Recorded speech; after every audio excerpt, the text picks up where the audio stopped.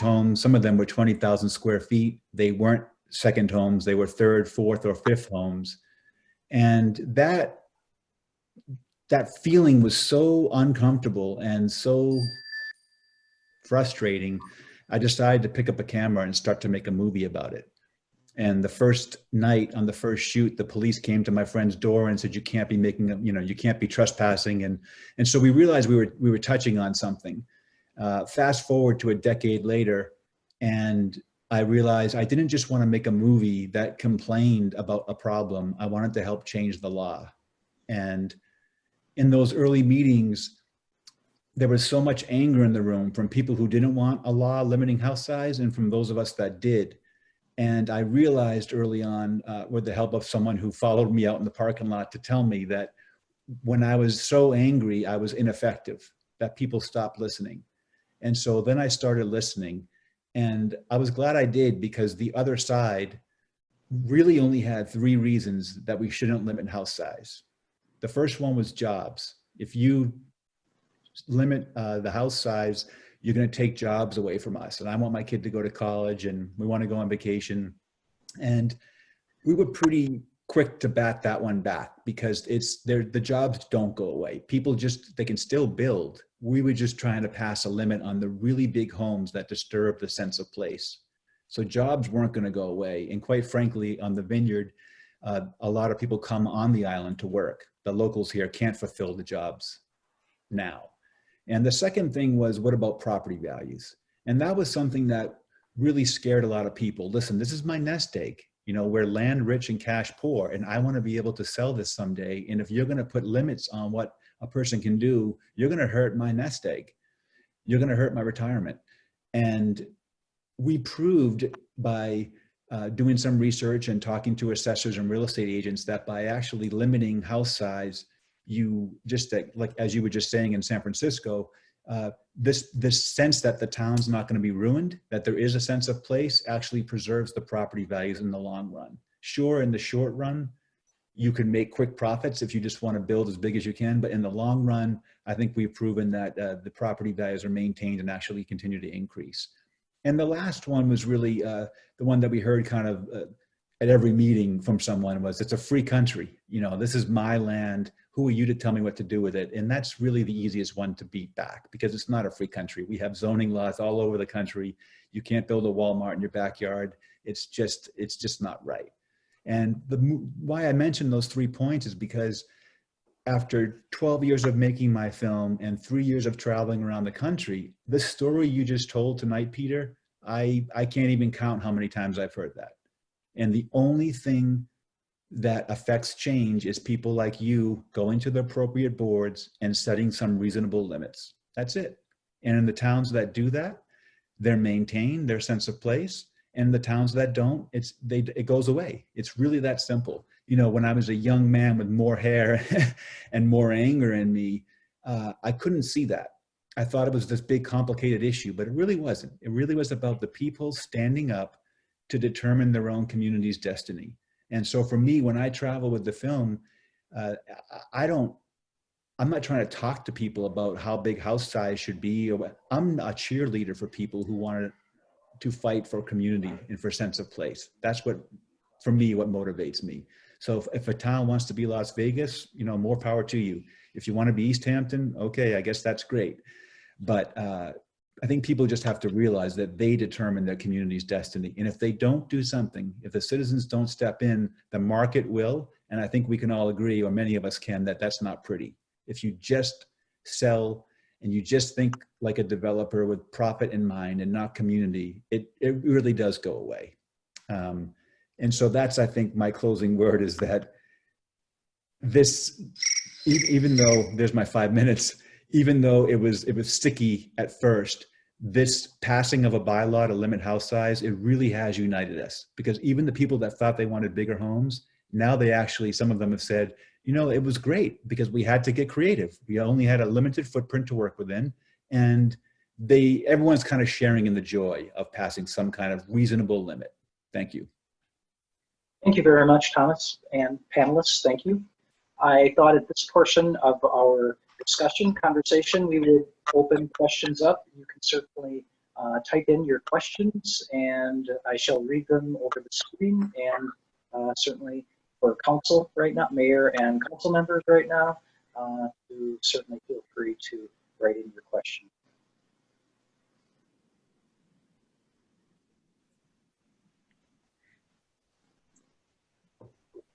If hearing no questions, I certainly have some.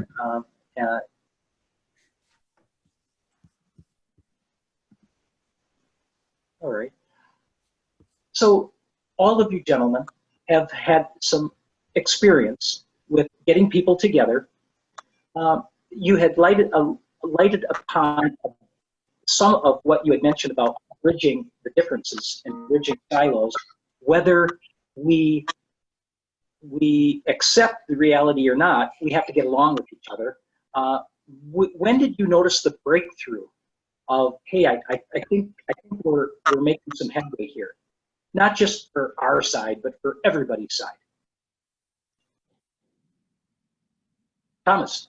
I think what I alluded to earlier, I think when we got tired of leaving meetings with red faces and so much anger, because I live in a very small town, so we'd walk out of the meeting and see the person we were just engaged in an angry debate with at the post office or at the market. And so I think when we got tired of the anger and we realized that when the other side realized we weren't going away, we were really serious about this, and we wanted to work to find some reasonable limit. So the limits we came in with at first were really too extreme for many people in our town. And so we backed off that to find a middle ground. And once they saw we were willing to back off and do something reasonable, that's why I keep throwing that word out there. We're not saying you can't have a big house. You just have to have a lot of land. If you have a small lot, you can't have a huge house. So these compromises, that's when people started to talk, I think, when they realized we weren't just saying you can't have a big house anywhere. As long as you have a lot of land, you can have a big house. Thank you. Dale or Brian, any additional points that you would like to add to the question? Well, I think probably we started to see the concern first. That is to say, there were many neighbors who were just outraged by this new type of construction that was coming into our neighborhood, and principally the bulk of these structures and the loss of sunlight. So we knew something had to happen. It just took us a while to get organized enough to work with our council member to make that happen. And then once we started working on that, we realized, or we were informed that whatever rules we were coming up with, they had to be rules that the whole of the city of Minneapolis could adopt. So we couldn't create rules unique to us. Our little neighborhood within the city, it had to be applicable to the whole of the city.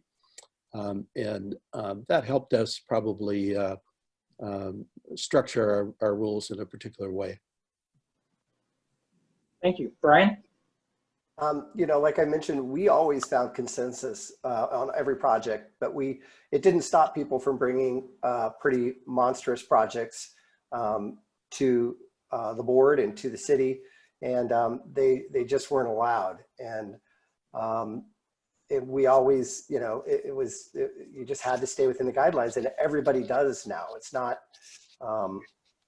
hard. You can still build a really nice big house. It's not difficult to have a big, beautiful home. We don't oppose tear downs. We didn't oppose any of that. We just didn't want everybody to build their own kingdom. And it's worked out really well. Thank you. Jody has a question from the audience. I'm sorry I'm not able to see or read the question. Jody, would you like Well, this is your Zoom novice doing what, you know, I thought I could copy and paste these and hand them to you, but I can't. So we all learned. So the first question in was, I think, a great one from a citizen, Eric Ambrose. And Eric writes, I hear plenty of objective rules that were successfully implemented. I would like the panelists to comment on the challenges of subjectivity. Thank you. Mm-hmm. Brian or Dale or Thomas, anyone want to start? Well, our guidelines were there was not that much room for subjective, you know, we weren't choosing colors and windows and anything other than really height at street level and lot depth. So it really wasn't, there was very little subjective stuff that we even got involved in. We have some very modern homes that were built in the neighborhood that, you know, maybe didn't look exactly like all the other homes, but we didn't oppose them because they were modern and didn't look like all the other homes. We just wanted people to build scale and to leave light so that people could enjoy the light, enjoy the views. Yeah, and I'll jump on that and say that the you know, the very nature of limiting size is subjective, right? But we didn't want to get involved with architectural review committees about if it's modern, if it's blue, if it's shingled. We didn't want to go there. And we did realize that the first comment people made who were opposed to limits was, what if I have a whole lot of land and I build my house in the middle of the woods? Why do you care how big it is? And so as a way for us to get around that, you know, we're not an urban area, we're rural, so we couldn't do like a FAR ratio. So we said that with we have 3-acre lots in our town. And so with every additional acre, you can get another 500 square feet of living space. So the biggest house in town was built after our limit was passed because the woman owned 42 acres of land. So she could build a really big house, and she did. But the subjectivity was taken out of it also by just saying, if you want a big house, you have to have a lot of land. And the subjectivity, though, was at where do you put those limits? So that's where the discussion came in back and forth. And we talked about this for 16 months, and we found a number. And of the, you know, for our bylaw to pass, we had to get 2/3 vote from the town, and we have direct democracy. We all get a vote. And of the probably 20% of the people who voted against the bylaw, many of them said they would have voted for it had the limits been higher, if you could have built a bigger house. So a lot of people weren't opposed to the basic concept, but that subjectivity of size, that was a harder one to crack. Excellent. I would probably add that much like Thomas is alluding to, our subjectivity is in the original creation of the rules. So the notion that you get points for having a front porch is a form of subjectivity. That is to say, a porch is like the porches of houses that were common years ago and are common in the neighborhood. The same is true of a detached garage. Not everybody today wants a detached garage, but that was what was common in the neighborhood, so you get extra points for that. So once those rules were written, however, then you've taken the subjectivity out of it by saying these are the rules that the neighborhood has prescribed. We have a point system that you have, there's a possibility of 26 points. You need at least 19 to pass. And you know, that can easily be interpreted by staff at the city level. Excellent. The next question is from our council member, Greg. And Greg, what I'd like to do is unmute you so you can ask that directly. One moment, please, as I try to find where you are.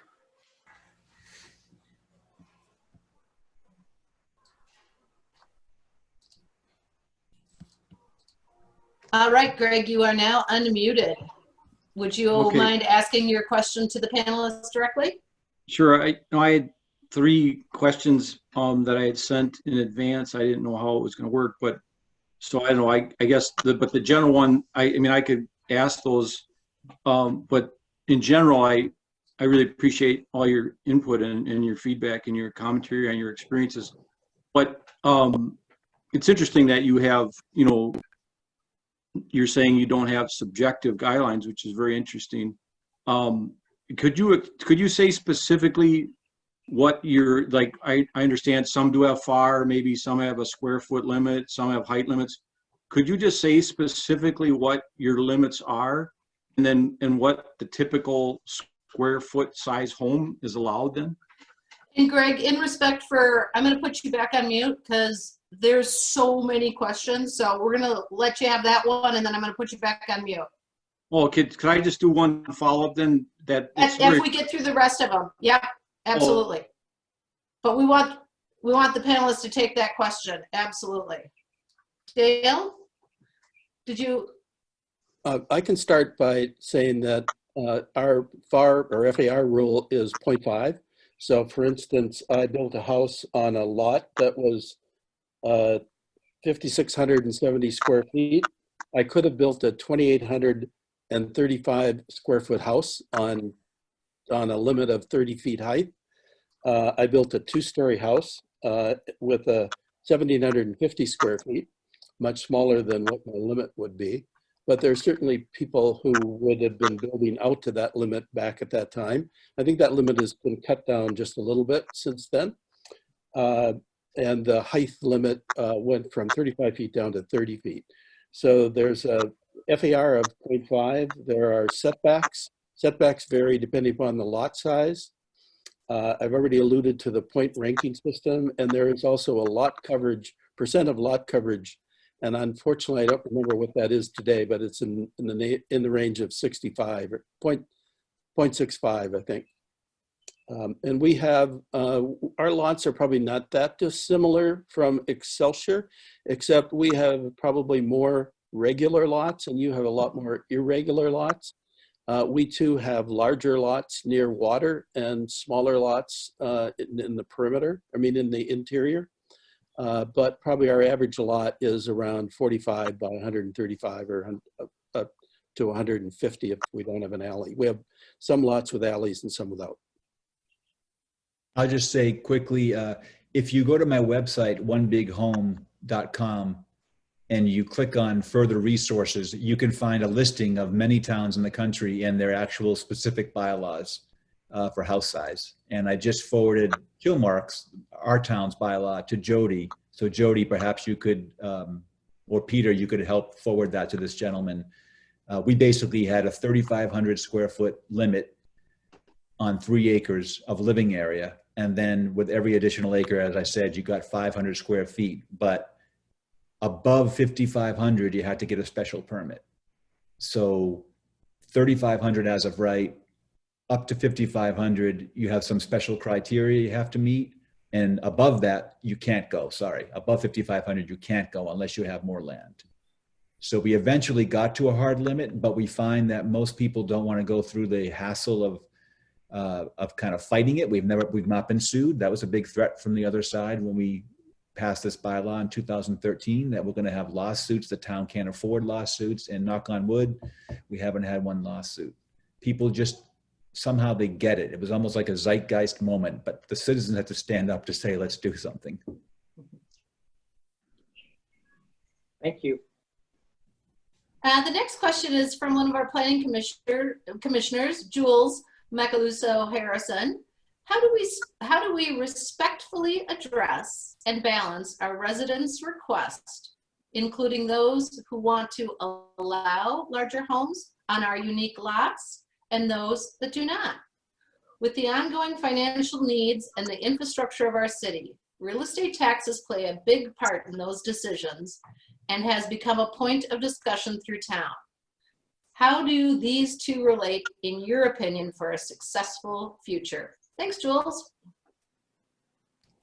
I feel really, really passionately that this has to be a community-wide discussion. We met for 16 months. We had several public hearings, and the chair of our planning board was actually against the initiative at the first meeting. She said, I don't see how we can do this. How can we limit house size? But after thorough discussion, that's how we brought people together. So that, of course, everybody wants the real estate taxes. We're a seasonal economy here. We survive on real estate taxes. But at the cost of what? Because there are real costs to just taking that path. So, but that had to happen in discussions. You know, someone said the way to do it is to exhaust people, to hold so many public hearings and to tell people you want to hear from people who are against it until nobody has anything left to say. And I think we did a version of that. We really made space for people to be against it. Thank you. Dale or Brian? I would say that in our case, the opposition tended to be developers and not necessarily residents of the neighborhood. So it might have seemed a little bit more like outside forces versus inside forces were at play. and the inside forces had the political clout of the alderperson. And so I'm a practicing architect, and surprisingly, quite a number of my colleagues in the profession were siding with the developers. So I found myself quite often doing, hopefully, quality arm twisting with my professional colleagues, challenging them that a more modest sized house can actually be just as beautiful and just as great. And if they think about how they organize their fee, the fee might be related more to quality than to quantity. Thank you. And I would just add, our neighborhood just decided what it wanted to be and what it wanted to look like. And you could still build beautiful homes. They just can't be enormous. And we have examples all over the city of San Francisco of neighborhoods that have just been kind of blotted out and lack any kind of curb appeal or have any kind of aesthetic that even feels like it's in San Francisco anymore. So, and it's greatly enhanced the desire to live in Dolores Heights. Excellent. Thanks, Brian. We've got another question from Steve Finch, who's a longtime Excelsior resident and a very active member of our historical preservation. And Steve asked, how are the rules enforced? What is the governmental body that has responsibility for enforcement / approval? Dale, do you want to kick us off? Sure. In our case, it's the city government. City inspectors, planning, zoning people check to make sure the plans are within the rules. We've had occasion where somebody has attempted to break the rules. We had a house that was built all the way to the roof, and the city determined that they had violated the rules, and the house came back down to the basement level and had to start back up again. So you do have to police these rules. Any rules, once you create them, and there's like any other zoning rules, whether you don't want to build a house too close to the setback, that rule you probably already have in place, and I presume is enforced by your city. And that liens can be put against property if they violate rules. Yeah, you do need strong enforcement, and I think in many cases it's the neighborhood policing and making things, noticing things that seem awry, and then bringing them to the attention of the city staff to see if in fact they check out to being acceptable or not acceptable. Thanks, Dale. I might add that just a little bit more detail on that house that came back down, because and the way our FAR works is that your basement level does not have to be included in the FAR if the height of the floor, the main floor, is not more than, I think it's about 30 inches off the ground. And that particular house had started with a basement level of a 9-foot ceiling, and the floor, the main floor, was probably about 3.5 feet off the ground or more. And that's where the big issue lies, because if you're that far off the ground, then your basement gets included in the FAR. So they would have been way over the FAR of their property. So that was the kind of specific reference that brought that about, and they were able to tear it down, save their foundation, and start back up again. Thank you. And in Dolores Heights, it was the ultimate was the planning department of San Francisco. Either your plans were approved or they were not approved. And in my time sitting on the DHIC, the design review, if we did not support the project, the planning department did not sign off on those plans. So everybody had to work together. We story pulled vertical additions so that we knew what they would look like and neighbors could see it. And everybody just had to work within the same guidelines. And then once the project was given the green light, it went ahead. Excellent. Thanks, Brian. This one is from Ann Hersman. Is there data that can be shown to alleviate people's fears that this will decrease the amount of money they will be able to get from selling. Should I repeat that? That's kind of hard. Is there data that can be shown to alleviate people's fears that this will decrease the amount of money they will be able to get from selling? So I think there's, well, go ahead, Dale. I'm sure you can take a crack at it. Well, I think houses sell based on quite a number of factors, the neighborhood, and obviously in your case, the neighborhood is known. So that's not a variable. So what are the variables? The variable is the quality and character and the you might say the smart features of the house, that it was well proportioned and well organized in terms of how it flows internally. There are a lot of factors that come in to bear on it. So you do need to produce a smart house to retain value. And yes, some of the value is added by just straight size. And so, but that's only one of the variables. So it seems to me my own house, which as I said is about 1,750 square feet above ground, in my neighborhood has excelled in value all these years through various zoning changes. And I think it's probably a good benchmark for the kind of resale a modest sized house can have in a neighborhood where a lot of people want to be in the neighborhood.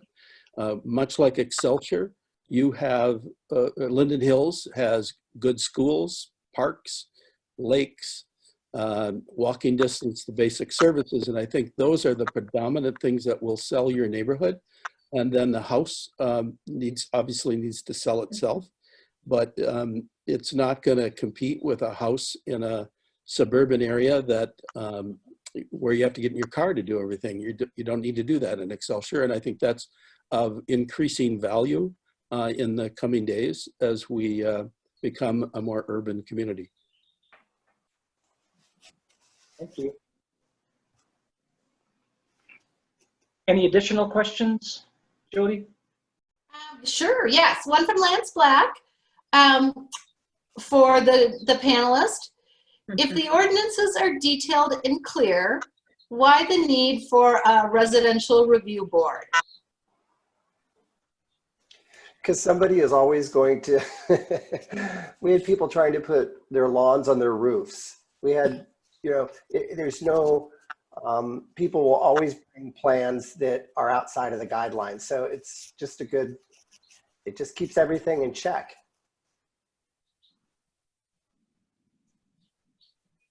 We don't have one in Chilmark, just to be clear. We're a small town, so it's not like a San Francisco neighborhood. But so, just to be clear, we don't have a residential review board. Dale, any comments? Well, we don't have a review board either, so I think that's a difference.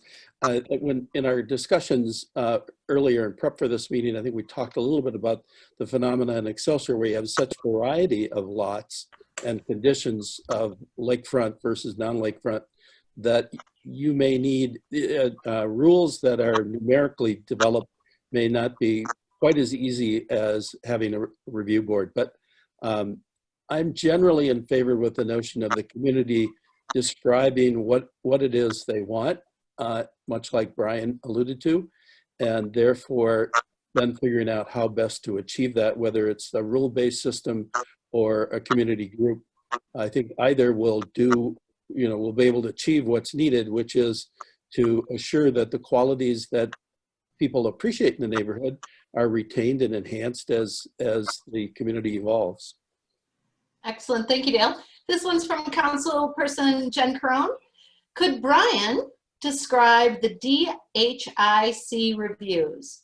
The concern in Excelsior about subjectivity is that an RRB would use a set guideline that has some view as subjective rather than review against zoning standards that are mathematical calculations.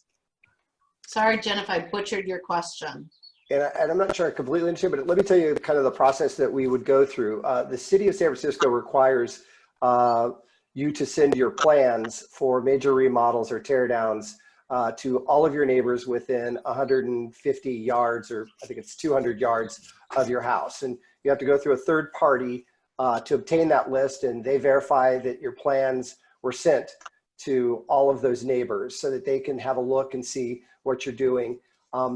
Like I said, if you're within the guidelines, there's really nothing for people to say. It's and that was kind of how we got our project through, because we were not outside of the guidelines. And so we were actually supported by the design review committee, helped us with a neighbor who tried to stop a project that was not outside of the guidelines.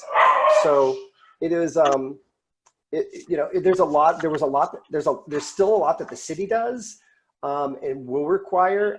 We all live on 0 lot lines here. Everybody is side by side, built up to the sidewalk. And so there, you have to have that kind of transparency in what you're doing. And the design review had 2 architects that were neighbors that sat on it, and then the lay people like myself and my husband. And we would look over the plans, and we would create what we would either vote it up or down. And we didn't vote anything down that wasn't inside of our guidelines. But we always saw plans that were outside of them, and we had to work with those people. And every project got built. Only one neighbor kind of left. Excellent, Brian. Thank you. This is from Councilman Greg Miller. If you were on Excelsior's RRB, would you allow a family to build a 1.5-story home near a 1-story neighbor to allow them to stay in Excelsior, or allow a person to move into Excelsior and build a 1.5-story home next to a 1-story home, especially for many of the substandard houses that have collapsing foundations and other issues? I can answer that by saying yes. That is to say, it sounds like a modest change going from 1 story to 1.5 story. But 1.5 story usually means rooms in the roof, but the roof still comes down to the main floor. That's the most common 1.5 story. And that's, you already have many such houses in Excelsior that are like that. So it would not be out of the bounds of the neighborhood. And I certainly, if I sat in that review, would imagine that I would find that quite acceptable. Brian? I would agree. I mean, it's not about building the same house as your next door neighbor. It's just staying within the envelope, and the envelope is 35 feet from the front. And for the back, we had a 4-story house from the back. We had a 2-story house from the front. We're on a steep hill. So every project was, well, everybody's different, but that doesn't sound outside of, I think I'd agree with Dale. I think that sounds very reasonable. Excellent. Thomas, do you have any final comments on that one? Oh, did I? Thomas is mute. Yeah, I'm working on it. Oh, we're both playing on it. Okay. No, I agree. I don't think that would be a deal breaker. All we were really trying to do was to take out the extra large homes that became a blight on the landscape and kind of a scar of the community. Doesn't sound like the house proposed would be that. Excellent. I think this is a great question. This is from my neighbor Lance Black. He'd like to hear about if homeowners found it to be intimidating to go in front of a residential review board. In our case, they usually brought their architects who spoke for them. So no, and we were all neighbors and neighborly. So nobody was ever, I don't think, intimidated, but usually the architects spoke and did most of the presenting. I think my answer to that would be, many people are just intimidated to be in front of an audience, and they may need some help. And that help can come from the professionals they choose to work with, or even from other neighbors can stand up and speak on their behalf to help break the ice. Usually once the discussion starts, the neighbor presenting starts to feel comfortable with what their story is. And I think if they can present it from the point of view of their story and their love for the community, that's a great way to start the conversation. I have Excellent. a slightly different take on that, which is that, you know, our limits, we had a limit of 3,500, but that was as of right. You could do that. If you wanted to go bigger, you needed to meet some special criteria. And one of those criteria was letting your neighbors see your plans. So we use that as a way to kind of create a little bit of a hurdle, if you will. So that we acknowledge that that would be a thing, that who wants to have their neighbors who they don't know perhaps. But that has worked because it turns out a lot of people don't want their neighbors telling them what to do in our town. Yep. We have another question from Lance, a follow-up question, kind of his part B. And I think this might be too soon to tell because I don't know if any of us can predict the future, but he's concerned about coronavirus affecting real estate and, you know, is additional contextual design standards going to, you know, hurt, or is that, how do we feel about that at this time with coronavirus? Well, it's definitely affecting the vineyard real estate market. One more time? It's definitely affecting the real estate market on Martha's Vineyard just because people just, you know, it's just not the same right now. The rental market, the house sales market has definitely affected us. But as far as the house rules, I don't know how that would relate. Yeah, I can't imagine that the rules would have any significant impact, whereas the general economy will have a huge impact on real estate values. But I'll go back to the notion of what I said before, that I think Excelsior might be a little bit more immune to that pressure than many other communities, and that has to do with the amount of community benefit you have from living there. And that is schools, walking distance to grocery stores, to the ice cream shop, to the lake, to the band concerts. You just have a robust neighborhood that a lot of people are going to want to live in. And so I think that is going to overpower a lot of other economic forces. Excellent, Dale. Thank you. This is our final question, and we're going to give that to Mr. Miller, and then we're going to turn it back over to Peter. And Peter, hopefully your audio will be awesome. Sorry about the lack of audio clarity on the front end. Greg has asked, and this is probably based on the news that Tonka Bay has approved a 0.3 FAR. And Greg asked, is a 0.5 FAR for livable space a reasonable FAR for Excelsior, where most homes are currently 0.4 to 0.5 FAR, and where the building coverage limit for lots over 9,000 square feet is equivalent to 0.45 FAR. Even with an RRB and good neighbor guidelines, shouldn't there be a 0.5 FAR to limit maximum value, just like we have maximum values for building heights and building coverage, which will override RRB rulings? Question. And then there's a second to that. If homes were close together, needs to be defined, but say within 14 feet, is it reasonable to reduce the FAR to 0.45? I don't know if we can, I mean, that's pretty specific, Greg, but I'll let the panelists take it.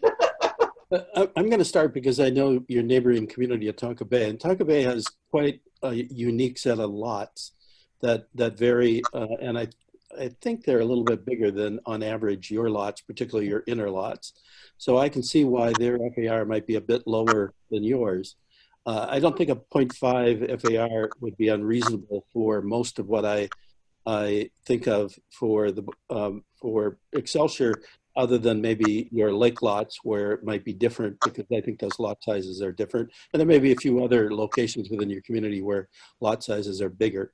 I didn't understand the 14-foot rule. I don't need to I don't know that I need to understand it, but it seemed a bit obtuse to me.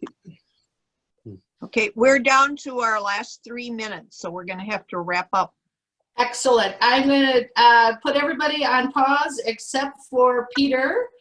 And Peter, if you want to close us out at this point. All right, thank you, Jody, and it's a team effort. Certainly thank our panelists. For more information about the Excelsior Forever group, you can, the link is excelsiorforever.org. In summary, we have listened to our panelists and we have reviewed the building outcomes of the last 22 years. And throughout those 22 years, there have been multiple attempts that have been unsuccessful to curb mass and scale. The past ordinances have not fulfilled the vision of the comprehensive plan. The Residential Review Board and Good Neighbor Guideline is the only effective way to regulate house projects.